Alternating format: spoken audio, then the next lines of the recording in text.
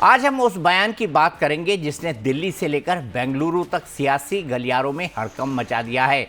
RSS और BJP एक बार फिर निशाने पर है और राजनीतिक भाषा में मर्यादा ज़्यादा ही टूटती दिख रही है। यानी जैसे जैसे आरएसएस और बीजेपी पर हमले में तेजी होती है, वैसे वैसे भाषा की मर्यादा निचले लेवल पर आ जाती है। दरअसल कर्नाटक के आईटी मंत्री प्रियांक खरगे एक बार फिर आरएसएस पर जमकर निशाना साध रहे हैं। उन्होंने आरएसएस की तुलना शैतान से की और बीजेपी को शैतान की परछाई बताया। साथ ही उन्होंने संगठन पर फाइनेंशियल गड़बड़ियों के भी आरोप लगाए। आरएसएस के लीगल स्टेटस पर भी सवाल उठाए। खरगे ने कहा कि बीजेपी अपनी सोच की ताकत आरएसएस से लेती है, इसीलिए राजनीतिक विरोधियों को बीजेपी की बजाय सीधे आरएसएस से लड़ना चाहिए। Nobody knows how RSS gets their money. More than 2,000 or close to 2,500 organizations are supporting RSS through so-called dakshinas domestically and internationally, and they've all been linked to RSS. Where are they getting money to lobby in US, in United States? Why is the RSS chief getting the security detail of the Minister of External Affairs or the Home Minister of India? They're a cultural organization, no? They should stick to culture. सिर्फ प्रियांक ही नहीं बल्कि Congress party में कई नेता संघ के खिलाफ तीखी बयानबाजी करते रहे हैं। लेकिन उससे पहले एक तस्वीर को याद कर लीजिए, जब हाल ही में कांग्रेस पार्टी के वरिष्ठ नेता और सांसद दिग्विजय सिंह ने संघ की ताकत का लोहा मानते हुए एक्स पर पोस्ट किया था और कांग्रेस के कई बड़े नेताओं को भी टैग किया था। दिग्विजय सिंह ने सोशल मीडिया प्लेटफॉर्म एक्स पर पीएम नरेंद्र मोदी की एक पुरानी black and white photo share की थी, जिसमें वह जमीन पर बैठे दिखाई दे रहे हैं और कैप्शन में लिखा था, ये देखना बहुत प्रभावशाली है कि कैसे एक जमीनी स्तर का स्वयंसेवक नेताओं के चरणों में बैठकर राज्य का मुख्यमंत्री और देश का प्रधानमंत्री बन गया। जब इस तस्वीर पर हो हल्ला हुआ तो दिग्विजय सिंह पलट गए और कहा कि उनका मतलब कुछ और था, लेकिन समझने वाले समझ गए कि तस्वीर के जरिए वो आरएसएस के संगठन की ताकत को दिखाकर कांग्रेस को आईना दिखा रहे थे। सवाल यही है कि इस वक्त संघ और बीजेपी के खिलाफ कांग्रेस के नेताओं में होड़ लगी है कि कौन कितनी तीखी भाषा का इस्तेमाल कर सकता है। प्रियांक खरगे संघ और बीजेपी के लिए जिस तरह की भाषा का इस्तेमाल कर रहे हैं, वो किसी भी पार्टी या संगठन के खिलाफ सबसे विवादित टिप्पणी ही कही जा सकती है। इसीलिए प्रियांक खरगे के बयान को लेकर बीजेपी हमलावर है। तो ऐसा है कि आप अभी तो ये नई चीज़ नहीं है। आरएसएस जो है इन लोगों की जो कम्युनल लिंचिंग है उसकी बहुत पुरानी शिकार है और नरेंद्र मोदी जी तो जो है वो इनकी राजनीतिक असहिष्णुता और स्पृश्यता के सबसे बड़े शिकार रहे। लेकिन उस तमाम इस तरह के राजनीतिक असहिष्णुता और स्पृश्यता के खिलाड़ियों को परास्त करते हुए भारतीय जनता पार्टी हो या आरएसएस हो, वो राष्ट्र निर्माण की दिशा में आगे बढ़ते रहे हैं। उनके कंधे से कंधा मिला करके वहां पहुंचने वाला संघ का स्वयंसेवक होता है। आपका कोई कांग्रेस का कार्यकर्ता नहीं होता। तो इसलिए राष्ट्र को समर्पित यह दल है। खैर, सुर्खियों में आने के लिए कर रहे हैं तो यह दुर्भाग्यपूर्ण है। इसकी कड़ी से कड़ी निंदा हम करते हैं। प्रियांक खरगे वैसे पहले भी संघ और बीजेपी के खिलाफ हमलावर रहे हैं।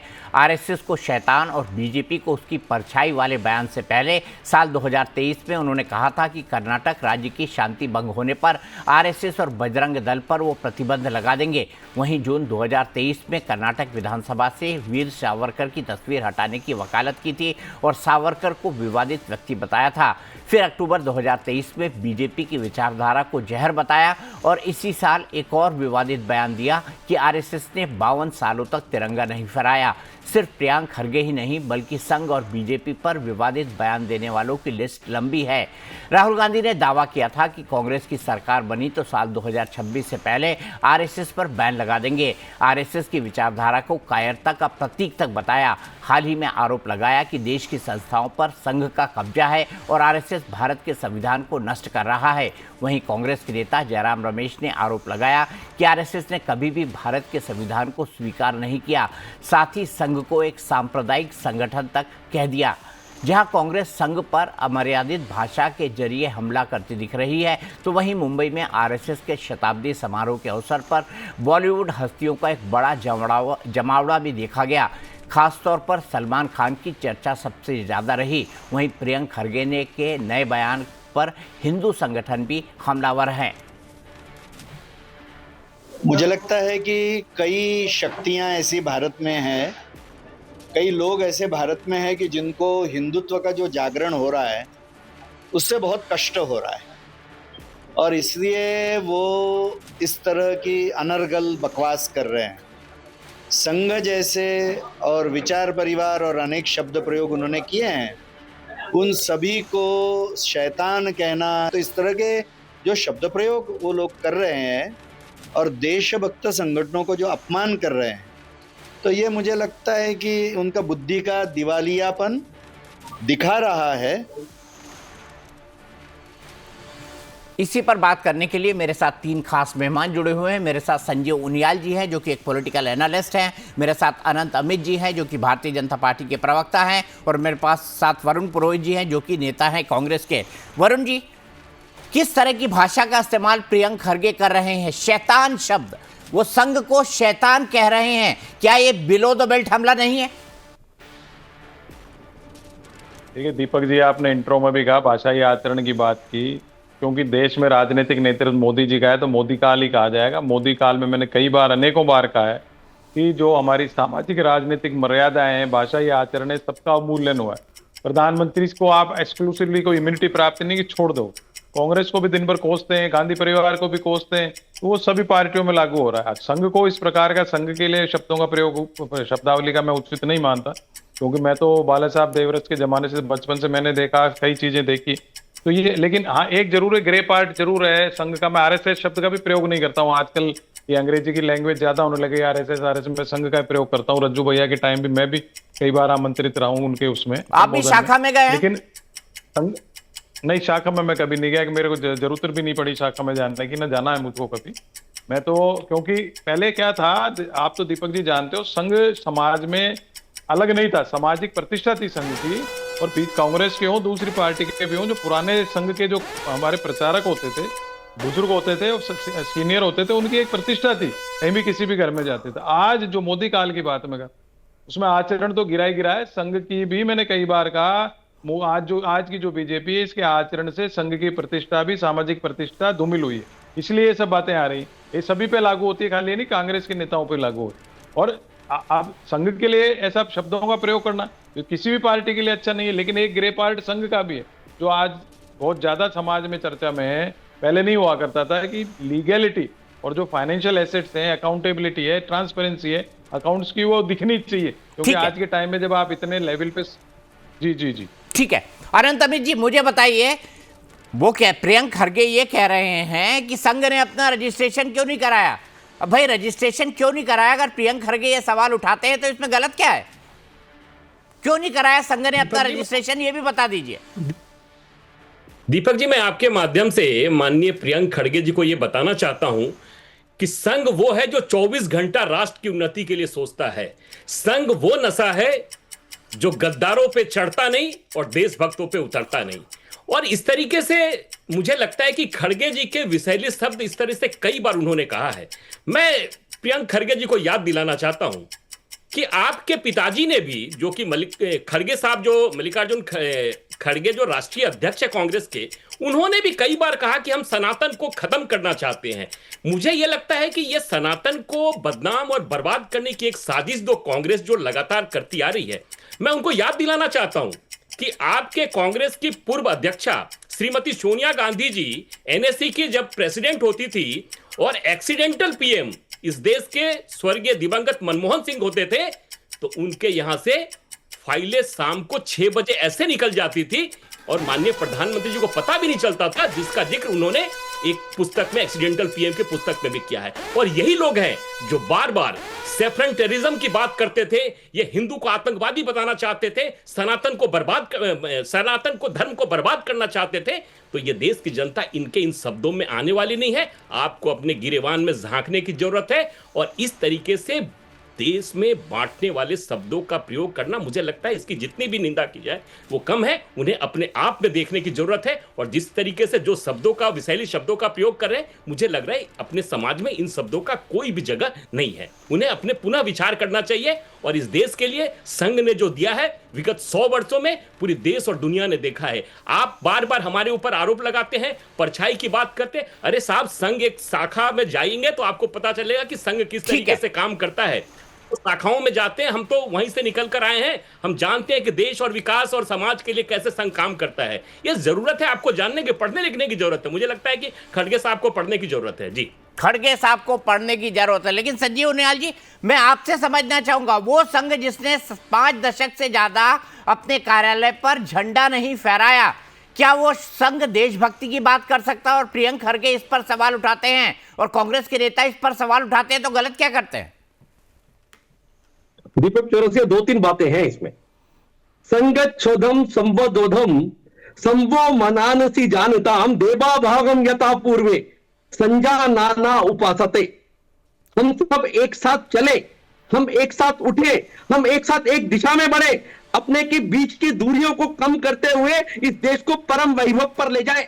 ऐसा आचरण करने वाले, ऐसा भाषण देने वाले, ऐसा अपने जब प्रातः स्मरण में गाने वाले लाखों स्वयंसेवकों से जब वो करोड़ों में परिवर्तित हो जाता है, तो छोटी सी एक इकाई को कहीं से आवाज लगती है कि शायद अगर मैं इसकी तरफ इशारा करूंगा, सूरज की तरफ पत्थर फेंकूंगा या कोई कीचड़ फेंकूंगा, तो शायद सूरज मेरी तरफ देखेगा, मेरी तरफ जवाब देगा। तो शायद दीपक चौरसिया, मुझे लगता है कि वो लगातार कुछ ना कुछ संघ के लिए कहते हैं, पर संघ, आप देखिए कि औपचारिक रूप पर उनके तो कोई प्रतिनिधि मेरे रूप में तो आ सकते हैं, पर संघ के जो आप देखिए बड़े बड़े प्रचारक हैं, 250 प्रचारक विभिन्न क्षेत्रों में काम करने वाले, 52 अनुसांगिक संगठन, 52 एक नहीं 52 अनुसांगिक संगठनों में काम करने वाले प्रचारक आके आपके चैनल पर या किसी भी चैनल पर आके जवाब नहीं देते, तो इससे पता लगता है कि प्रियंक खड़गे आने वाले समय में और भी इस तरह की हरकतें करेंगे। पर संघ को जरूरत नहीं। अगर संघ इन चीजों में पड़ा होता ना, तो शायद कांग्रेस वाली स्थिति में होता।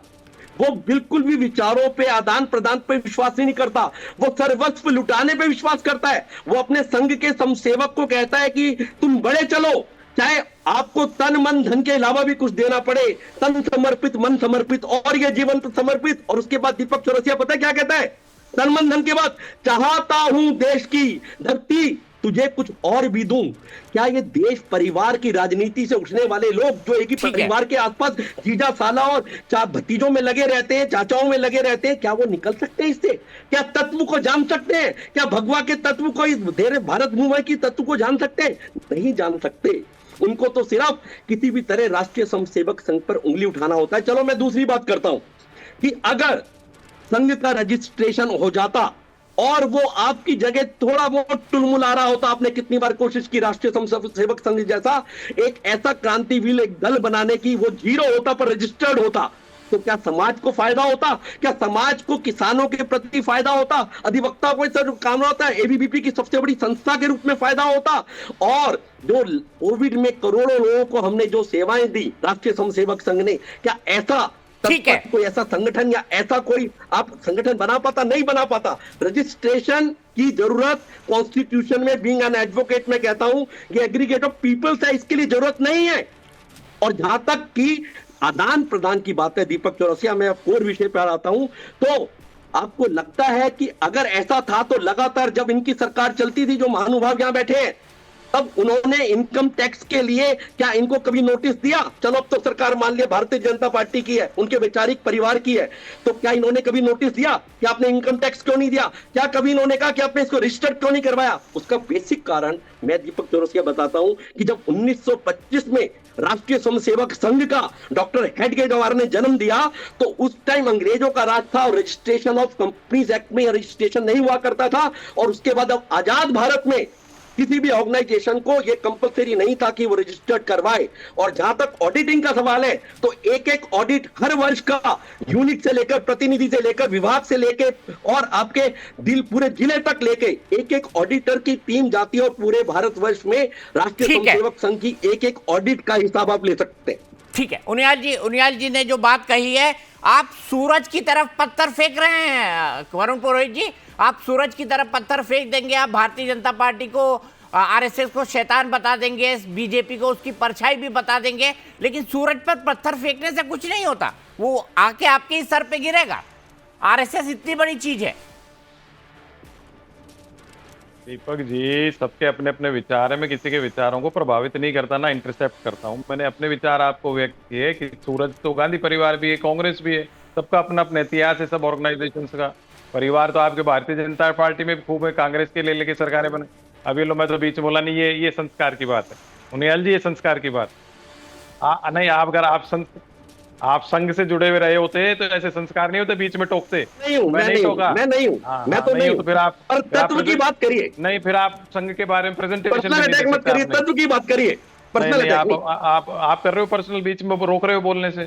आप रोक रहे हो ना मेरे समय बोलने के लिए कोई नहीं, आप समय रोक रहे हो ना मेरा, खा रहे हो ना मेरे बोलो ना। ये संस्कार थोड़ी होता। आप पर्सनल अटैक आप कर रहे हैं, मैं नहीं कर रहा। आप बीच में टोक रहे हो भाई, पर्सनली आप मेरे बोलो ना, कुछ है बोलने के लिए।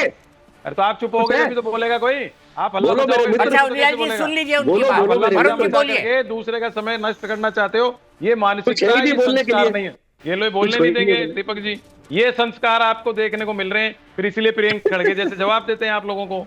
आप भी उसी कैटेगरी में हो, आप भी उसी कैटेगरी में हो, जीरो सीट। अरे जीरो तो आप नहीं आई थी, दो नहीं आई थी, अटल जी अडवाणी की दो नहीं आई थी, 2 सीटें नहीं आई थी। आज कितनी है? क्या आज कितनी है? आज कितनी है? आज कितनी है? 240 आज में जीना जीतो, आज में जियो, गारंटी फेल हो गई। आज में सीओ, आज में गारंटी जियो, आज फेल हो गई। परिवार में प्रेजेंटेशन करते हो, आपके संस्कार कितने संघ देखेगा पूरा? आज में जिए, संघ प्रमुख देखेंगे किसको? संघ का प्रेजेंटेशन करने किसको भेजा जा रहा है? आगे दो और पीछे छोड़। उनियाल जी बीच में नहीं प्लीज, हम वैसा ही डिजिटली जुड़े हुए हैं, जूम पे जुड़े हुए हैं, आवाज कटती है। हाँ वरुण जी कंक्लूड करिए। मैंने आपको नहीं, कंक्लूड हो गया ना अपने आप ही, पूरे देश को पता लग गया कि संघ की आज की संघ के प्रति जो प्रतिष्ठा जो है कैसे धूमिल हो गई देश में, इन लोगों के कारण से हो गई धूमिल। जब 22 स्टेट्स में राज करता है विचार परिवार, करता है 52 अनुसांगिक संगठन, संघ कर रहा है, 52 हमारे विचार परिवार के लोग हैं। बीजेपी हमारे विचार परिवार के लोग हैं। अगर संघ कर रहा है तो बीजेपी की बात कर रहे हो, विचार परिवार के लोग हैं। संघ और बीजेपी एक ही है ना? संघ और जीरो, बीजेपी एक ही है ना? जीरो और बीजेपी 2, जीरो, अडवाणी जी अटल जी 2, सिफर, अडवाणी जी अटल जी 2, 0 बटे सन्नाटा, अटवाल जी अडवाणी जी 2, 0 बटे सन्नाटा। मतलब आप अटल जी अडवाणी जी को भी क्रिटिसाइज आगे दो पीछे छोड़, उनको जीरो कर रहे हो, अटल जी अडवाणी को जीरो कर रहे हो, मोदी जी को जीरो कर रहे हो, मोदी जी गारंटी फेल कर रहे हो, भतीजा, Modi ji non biological guarantee fail कर दिया आपने। भतीजा आप लोगों की वजह से फिर भी इतने ऊपर बढ़ गए, प्रतिष्ठा नष्ट हो गई है, फिर भी उड़ गए। अब दीपक जी बोलने देंगे नहीं। ये जो सड़क छाप स्टाइल है ना आपका, ये पूरा देश देख रहा है, ये पूरा देश देख रहा है, इसलिए प्रियंक खड़ गया है। मैंने नहीं करा, मैंने आपकी जैसे स्टाइल नहीं लगाया, कैसे भड़के, आपका चेहरा बता रहा है, लगाया क्रिस्टियानी दिल्ली खंबा नोचे, आपके ऊपर सड़क छाप स्टाइल मैंने नहीं लगाया ना, इंटरप्रेट किया खंबा नोचे। आपके सारे चैनल एक्सपोज हो गया इनका, आप देख लीजिए क्रिस्टियानी दिल्ली खंबा नोचे। मैं सीधे अनंत अमित जी के पास चलता हूँ। वरुण जी रुक जाइए। उनियाल जी आपने बीच में बोल के ठीक नहीं किया, उचित नहीं किया। वरुण जी को पूरा मौका दिया जाना चाहिए था। लेकिन अनंत अमित जी मैं आपसे जानना चाहता हूँ, भाई उन्होंने आरएसएस को कह दिया शैतान, बीजेपी को कह दिया उसकी परछाई। ये बात हम भले से ही बोल रहे बिलो द बेल्ट है, लेकिन वो ये भी कह रहे हैं कि आरएसएस से बीजेपी को असली ताकत मिलती है। इसमें गलत क्या है? प्रियंक खड़गे ने ये तो कोई गलत कहा नहीं। नहीं वो ठीक है, लेकिन देख लीजिए दीपक जी, इस देश में जब भी कोई आपदा आई है, चाहे वो रेल दुर्घटना हो, कहीं पे टेररिस्ट अटैक हो, चाहे पे किसी तरह का कोई आपदा हो, अगर उस आपदा में अगर पहला व्यक्ति आपको मिलेगा तो वो संघी होगा, वो आरएसएस का व्यक्ति होगा पूरे देश में। और दूसरी बात, हम प्रियंक खड़गे जी से पूछना चाहते हैं कि आप साहब आरएसएस और बीजेपी पे बार बार विषैली शब्दों का प्रयोग करते हैं, कभी आपने क्या पीएफआई के लिए कभी कुछ बोला है क्या? आपने नहीं बोला। जो देश विरोधी काम करते हैं उनके लिए आप नहीं बोलते, लेकिन जो देश के हित के, राष्ट्र की प्रगति की बात करते हैं, उनके लिए आप इस तरीके का सिर्फ और सिर्फ, मुझे दीपक जी ये लगता है कि ये तुष्टीकरण की राजनीति करनी है। एक एम फैक्टर को खुश करने के लिए इस तरह के शब्दों का प्रयोग मुझे लगता है कि किया जाता है, जो कि उचित नहीं है। और देश की जनता भी ये जान चुकी है। तभी कांग्रेस की जो स्थिति है, कई सही कह रहे थे बड़े भाई साहब, कई जगह जीरो पे है, और मुझे लगता है दिल्ली जैसे प्रदेश में भी जीरो पे है, और उनके बगल के तेलंगाना में भी जीरो पर है, आंध्रा में जीरो पे है। तो इस तरीके से कई राज्यों में, तो मुझे लगता है कि राजनीति करिए, लेकिन ऐसे शब्दों का प्रयोग हिंदुस्तान के लोकतंत्र की राजनीति में ऐसे शब्दों का कोई भी जगह नहीं है। ठीक है, बहुत बहुत जी, शुक्रिया दीपक। वरुण पुरोहित जी आपका, संजीव जी आपका, और साथ ही साथ अनंत अमित जी आपका।